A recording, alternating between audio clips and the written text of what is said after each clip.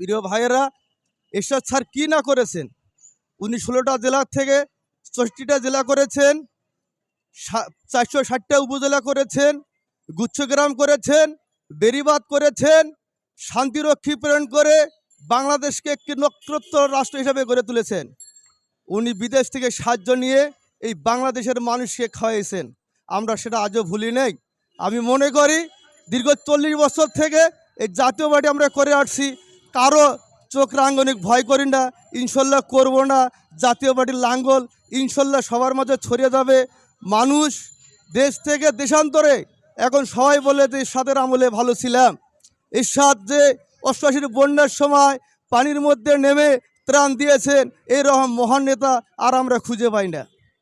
আমরা তাই সকলকে অনুরোধ করব, সকল ভেদাভেদ ভুলে আসুন জাতীয় পার্টির পতাকা তলে সকলে মিলে জিএম কাদের হাতকে শক্তিশালী করি এবং আগামীতে লাং